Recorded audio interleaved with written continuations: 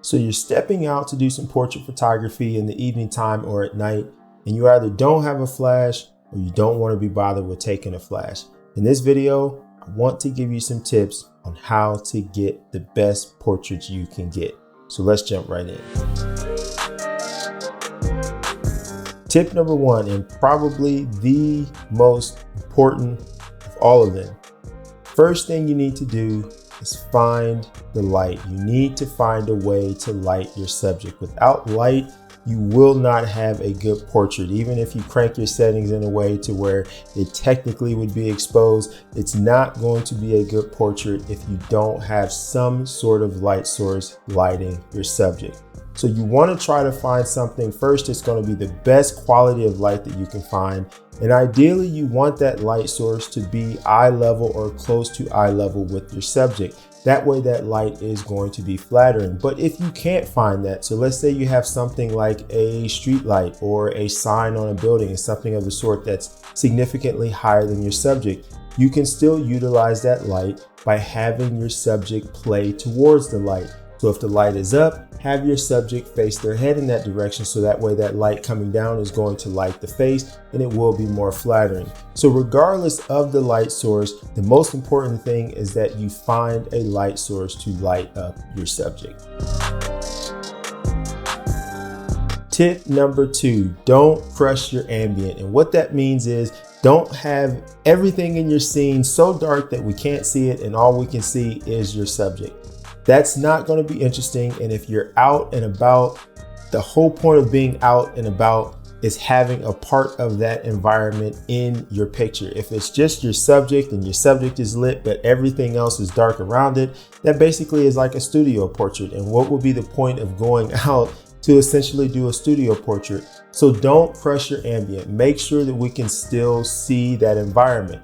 Now, I know that can be a bit tricky at nighttime when you're already struggling to get light into the camera as it is, but definitely make a point to get enough exposure in to where that environment is at least there, so that even if it's not perfect, you can still bring it up in post. But the most important thing is we need to be able to see the subject, but we really need to be able to see the environment too. Without the environment, without the scene, without things that are around the subject, it's going to be boring. And so if we want to have that interest, we need to be able to see it. So don't crush your ambient. So if you're liking these tips so far, go ahead and smash that like button. And if you're not already subscribed to my channel, go ahead, subscribe, ring that notification bell while you're at it. Tip number three, and this is going to go against what a lot of people are saying these days, and it kind of irks me and it's a pet peeve, but don't be afraid to push your ISO. I know there's this big push right now that you got to shoot everything at ISO 100, and if you raise it up too high, that's just crazy, it's insane. And I get that. We typically want the cleanest image possible, but you have to think about something for a second. A noisy image will always be better than an image that's out of focus or an image that your subject can't be seen because there's motion blur. Do not prioritize shutter speed over ISO. Most modern cameras do fairly well with high ISO images, and even if there's noise in the image, that doesn't make the image trash. I know that seems to be like the notion in the camera world now, that if an image is noisy, it's no good, and that's just ridiculous. At nighttime, focus on getting a shutter speed to where you can freeze your subject so that way they are nice and sharp. And if you have noise in the image, you have noise in the image. Now, I do understand that having noise in your image does reduce the appearance of the sharpness. I get that, totally understand it. But going back to my point, a noisy image will always be better than a blurry or out of focus image. So don't be afraid to crank the ISO. Push it up to whatever you need to push it up to be able to get the shot that you need to get. Tip number four, and this really applies to if you're shooting in JPEG, because if you're shooting in RAW, it doesn't really matter. But if you're shooting in JPEG, set your white balance manually.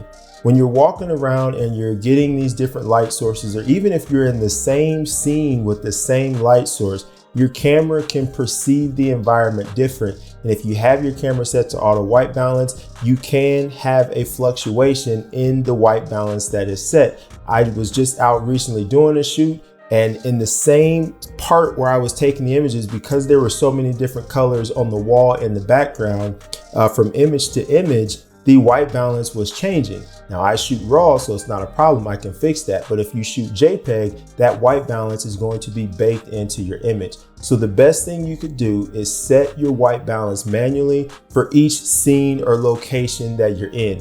That way you're going to get consistent lighting no matter what. You don't have to worry about this shift in white balance, which can yield some pretty ugly images. So manually set your white balance. If you're shooting JPEG, you can do it if you're shooting RAW too if you want to, but definitely if you shoot JPEG. And lastly, and this isn't really a tip, this is just kind of a given, but I want to mention in this video, just in case there's beginners that are watching this that are just really new to this, you want to use the fastest lens that you can possibly use. So something that has an aperture of f1.4 to f2.8 is ideally where you want to be.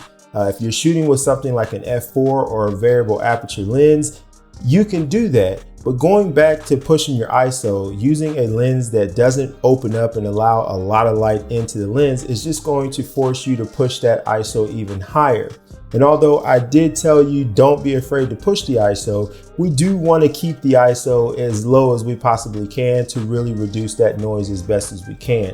So if you're shooting with something like an f4, an f5.6, or a variable aperture lens, it's just going to force you to crank that ISO even higher, and you're going to have more noise in your image. So the best thing you can do is shoot with the lens that's fast, the fastest lens that you have. And ideally, if that lens has image stabilization, it's going to help you even more, because that will allow you to be able to shoot a slower shutter speed and still be able to get a sharp image. So go for fast and go for image stabilization if you can. And of course, pick the camera that you have. But if you have a camera that does well in low light, that's going to help you even better, because then that noise won't be as drastic. So there you have it. Hopefully you found this helpful. Till the next video, take care.